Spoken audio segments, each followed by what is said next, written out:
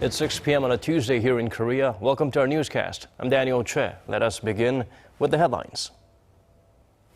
Things are heating up in the local political arena. Other than the Q&A session on the 2015 national budget, lawmakers accused of graft and the THAAD deployment decision are also under the spotlight. President Park Geun-hye prepares to visit Mongolia on Thursday. It's going to be another jam-packed trip, which includes attending the ASEM summit, meeting her Mongolian counterpart, and business consultations by Korean companies. Theresa May has been chosen to replace David Cameron as the UK's new Prime Minister. Expectations are high as Britain's first female leader since Margaret Thatcher will have to lead the country through its exit from the EU. We start at the nation's parliament. Seoul's district court has decided to refuse to issue warrants for two lawmakers of the Minor People's Party, Park Sun-suk and Kim Soo-min, early Tuesday morning. Following hours of investigation on Monday, the prosecution decided to drop the case as the accused lawmakers are far from risks of flight or destroying evidence that has been deemed as not convincing enough for detainment.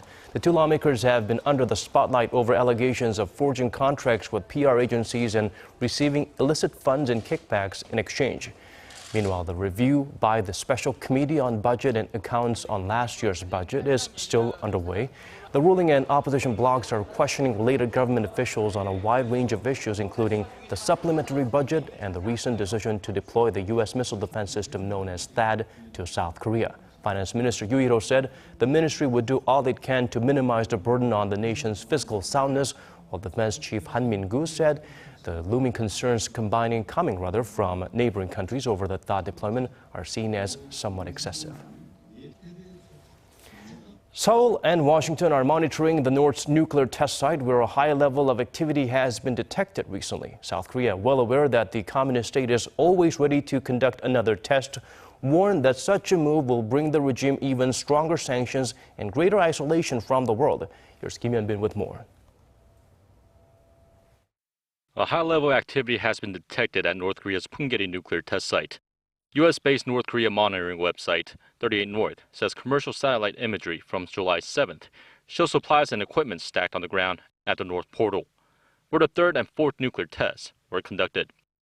It said a small vehicle is present at the support building south of the portal, and that several mine carts may also be present, suggesting the tunnel is actively being worked.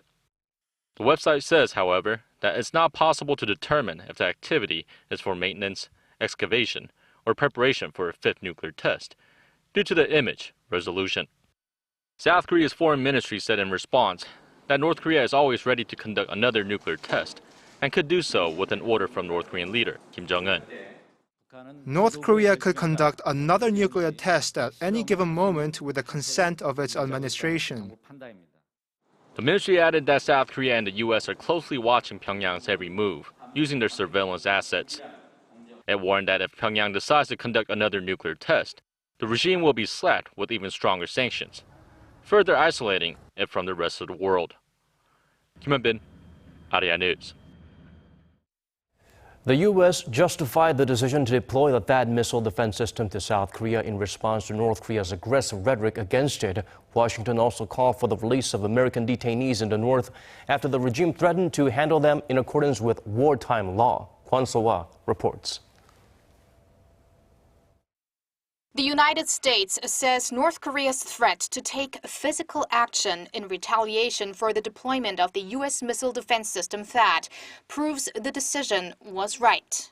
Pentagon spokesman Commander Gary Ross said such threats only confirm the prudence of Seoul and Washington's decision, adding that the U.S. will continue to ensure its defense posture remains capable of deterring conflict and defending the U.S. and its armed forces.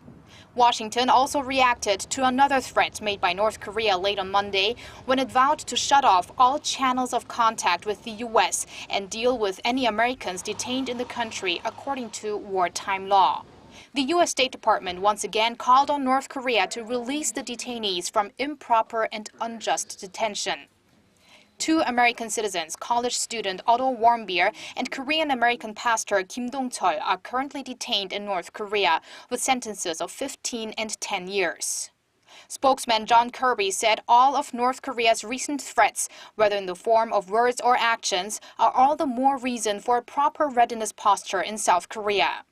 He did not, however, make any direct comments on the North's decision to sever the so-called New York Channel, the only line of communication between the U.S. and North Korea, which have no diplomatic ties. Seoul's foreign ministry also refrained from comment and instead reiterated its call for North Korea to stop its provocations. We urge North Korea to turn its ear to the demands of the international community and quickly improve its human rights. A week ago, the U.S. for the first time ever slapped sanctions on North Korean leader Kim Jong-un for his human rights abuses. Kwon So-ah, Arirang News.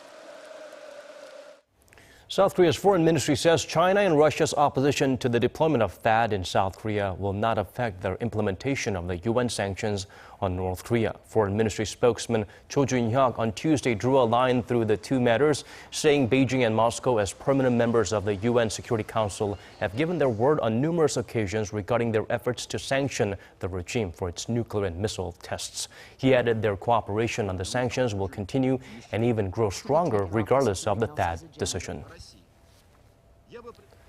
South Korean President Park Geun-hye is set to travel to Mongolia to attend the ASEM summit and have a summit meeting with her Mongolian counterpart come Thursday. Song Ji-sun shares with us the president's itinerary. Mongolia's GDP is only 1% of Korea's at just $12 billion. But the country's connection with Seoul is stronger than its economy of scale. Korea is Mongolia's fourth largest trade partner, and 1% of its population, or 30,000 Mongolians, live in Korean cities. A separate 12,000 Mongolians visit Korea for medical treatment each year, making Mongolia Korea's fifth largest market for medical tourism. President Park Geun-hye's summit with Mongolian President Chahia El-Dorj will be focused on upgrading their comprehensive partnership in a mutually beneficial way. Seoul will seek to take greater part in Mongolia's infrastructure projects while seeking cooperation in developing renewable energy and resources. As most of Mongolia's health facilities are located in the capital of Ulaanbaatar, there's great demand for Seoul's telemedicine technologies. During her trip, President Park will also attend a business forum and a one-on-one consultation to help Korean companies land contracts with local buyers. The president will be accompanied by a large delegation of business leaders, including smaller companies based in regions, as well as startups nurtured through Korea's innovation centers. Seoul sees Ulaanbaatar as a prospective niche market with a greater room for growth in trade and investment, especially on the back of the ever-growing popularity of Hallyu, or the Korean wave, in Mongolia. Song Ji-sun, Arirang News. With Korea's Liberation Day just over a month away, the question of presidential pardon has come under the spotlight once more. As with other years, eyes are on whether the list will include key business leaders. Kim Min-ji tells us more. The government has begun preparations to draw up a list of candidates eligible for special pardons. The Justice Ministry will form a panel comprised of 4 ministry officials and 5 civilians, and headed by the Justice Minister to carry out the procedures. Once a list is compiled, the candidates need approval from the cabinet and proclamation by the president. In Korea, presidents traditionally grant pardons on national holidays to highlight national unity. Similar to last year, pardons are expected to be given to those convicted of minor crimes, but with the economy showing no signs of imminent recovery, attention is on whether it will include any key business figures. There's speculation Kim Seung-yeon, chairman of Hana Group, currently serving a 5-year suspended sentence after being convicted of business irregularities, could be among those to be pardoned. SK Group Vice Chairman Choi Jae-won, sentenced to 3.5 years for embezzlement and using those funds for investment, is another potential candidate. Others include Koo Bon-san, Vice Chairman of LIG Next One, and SK Group Chairman Lee Jae-hyun, both put behind bars for business irregularities. Last year, only one corporate leader made the list, with no politicians or civil servants. But with President Park Geun-hye emphasizing unity with the launch of the 20th National Assembly and noting the gloomy economic situation, there's growing expectation the list may include more this time around. 지금 우리 경제가 대내외적으로 어려움이 많고 국민의 삶의 무게가 무겁습니다. 국민 모두가 힘을 모아서 위기를 극복할 수 있는 희망의 전기가 필요한 시기입니다. But the practice has long been criticized as a tool to hand out favors to friends and business leaders. On top of that, some argue the pardons don't actually give the business sector that much of a lift anyway. Kim Min-ji, Arirang News. An international tribunal has sided with the Philippines overruling China's claims in the South China Sea. The Permanent Court of Arbitration in The Hague has no power of enforcement, but many believe the ruling could prompt China's neighbors to file similar claims. And China's state-run media has been saying the South China Sea arbitration abuses international law, and Beijing is expected to ignore the ruling.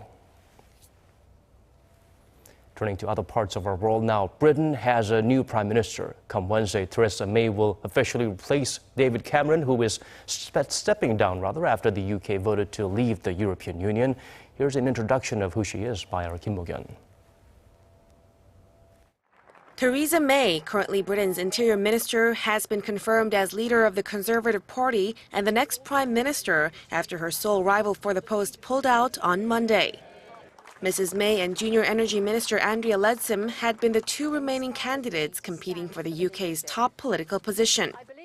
May will become Britain's second female prime minister after Margaret Thatcher, who led the UK throughout the 1980s. After receiving official confirmation she had won the leadership contest, May said she was honored and humbled.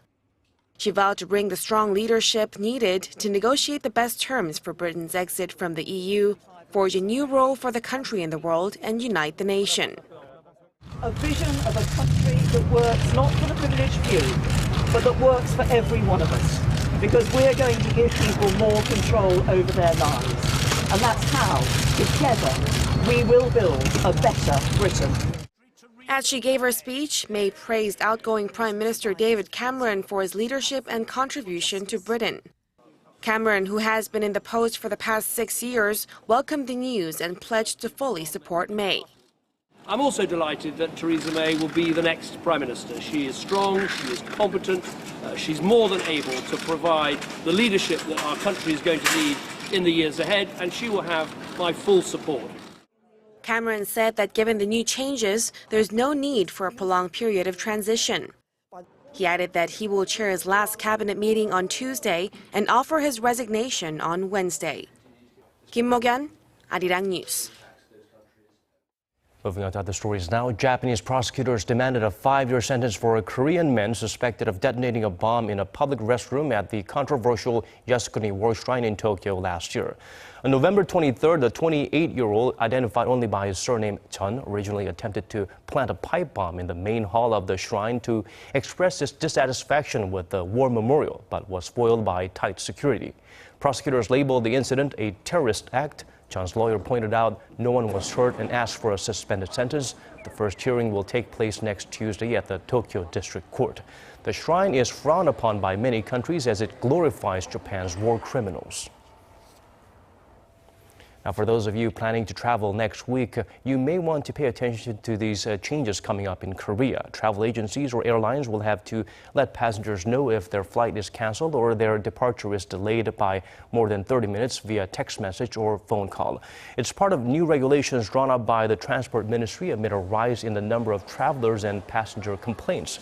The new rules will take effect starting next Wednesday. They will apply to local carriers as well as foreign carriers that sell tickets within the country. If they fail to comply, the airline will be slapped with a fine of up to 5 million won, or roughly $44,000.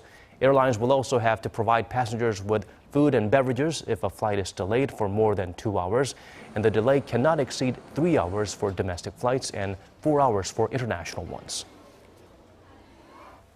It's monsoon season here in Korea, and that means we're in for a round of steamy mornings and afternoons full of precipitation. Heavy rain advisories are in place for the southern parts of the country today, and only a smattering is expected in Seoul. Yoon Shin gives us the weather updates.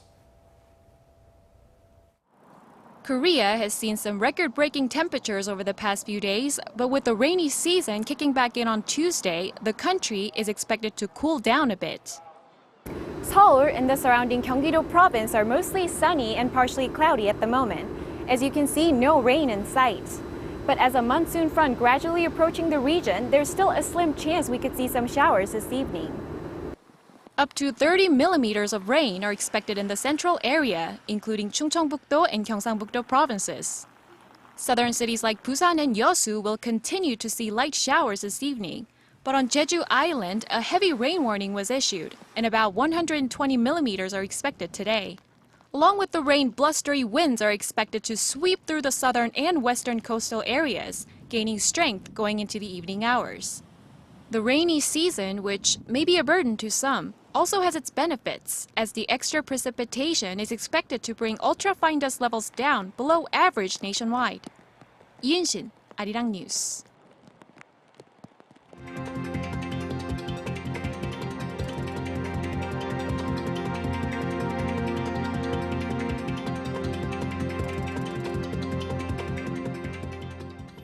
And that brings us to this hour's newscast end. Thank you for watching. We'll have more updates coming your way at 10 p.m. Korea time.